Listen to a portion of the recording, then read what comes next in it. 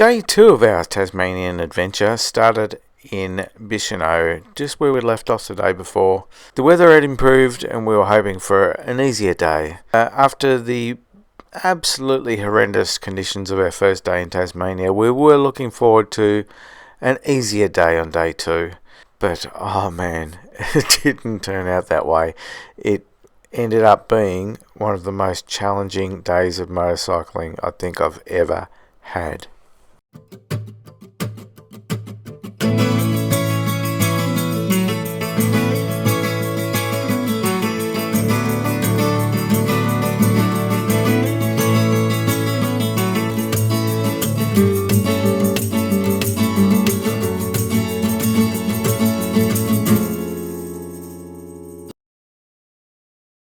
The plan for the morning was to leave Bicheno, head south towards the absolutely stunning Freycinet National Park, home of Wineglass Bay. Freycinet National Park is one of those iconic Tasmanian destinations where tourists flock to hike and explore the wilderness and the natural wonders there.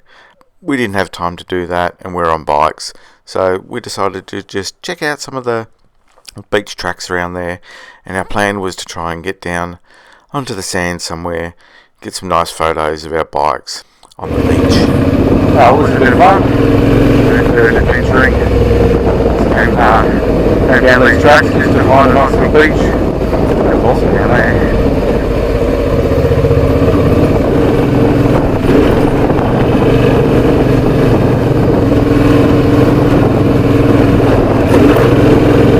This is really steep.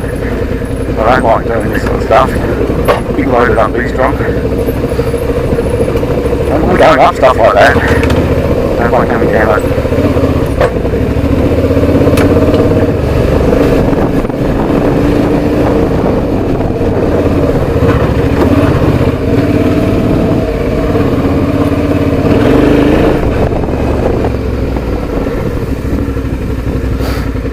That was good fun.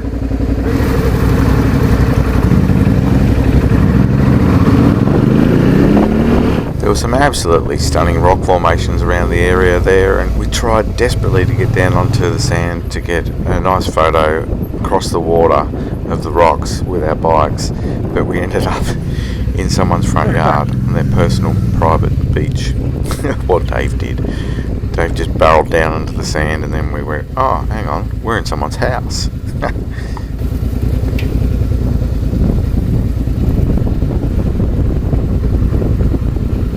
It's someone's house.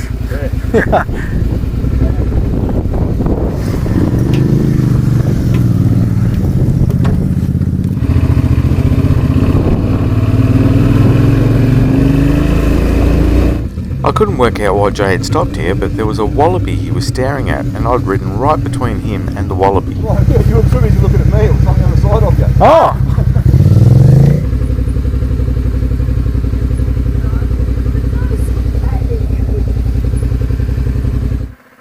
What an amazing little place this is.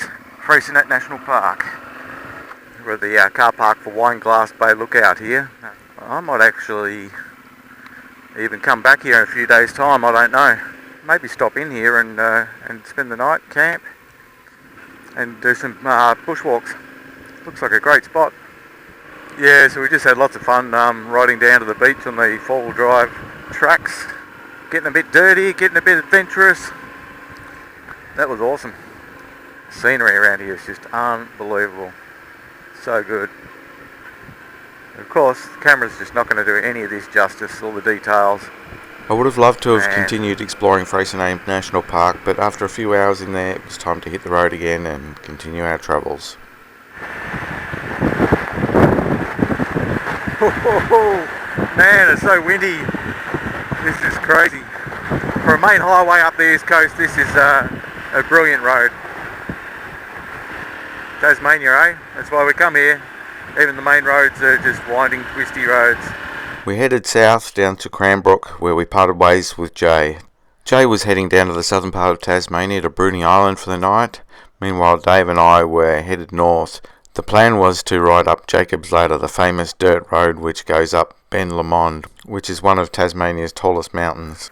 Alright, the old coach road, convict built, reopened by residents in 1959. We've already done a few kilometres of dirt. It's just coming into the forest though now. It's pretty windy, so it's going to be good to get into the forest and out of the wind, hopefully. This is quite pretty.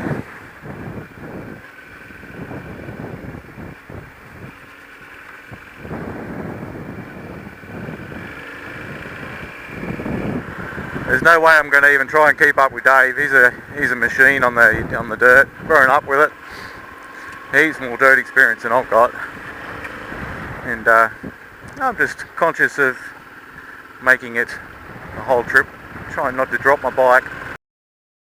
Already fallen off in the creek, and now I'm trapped. The bike is on top of my foot. I can't get out. Being extra careful. It's an easy road, this, but you know. You never know when wildlife's going to jump out at you. It's definitely been a bit of roadkill so far on this road already. And we've already seen wildlife jumping out on the road in front of us this morning. Such a good road. Easy to do like 100 k's or so an hour. So all the gravel roads down here in Tassie have an 80km/h speed limit. We've seen signs everywhere saying 80km/h speed limit on gravel roads in Tasmania. Bloody views. Absolutely amazing. When I actually do take the time to have a look at the views, it's pretty good.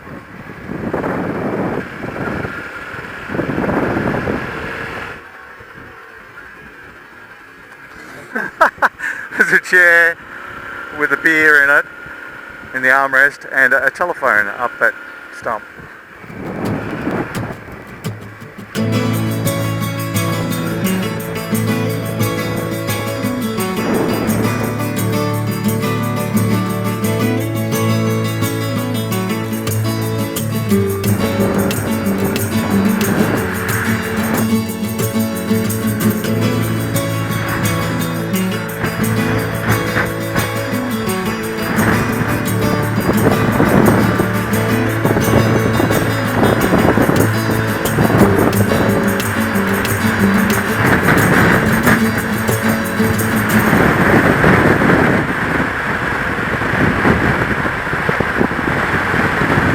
It's so bloody windy!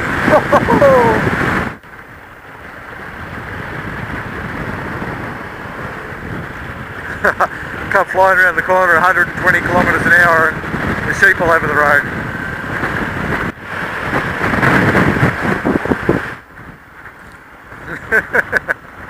He shit himself.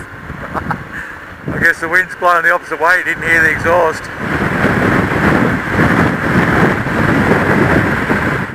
After battling the wind across the old coach road for an hour or so, we arrived back in Avoca, the town where we'd stopped the day before, freezing cold and wet, and to find out it was only 5 degrees there. Which way you reckon? We stopped there for a quick bite to eat, and the plan was to head around Ben Lomond and come in from the north side of it. But back again! The plan changed and things got adventurous.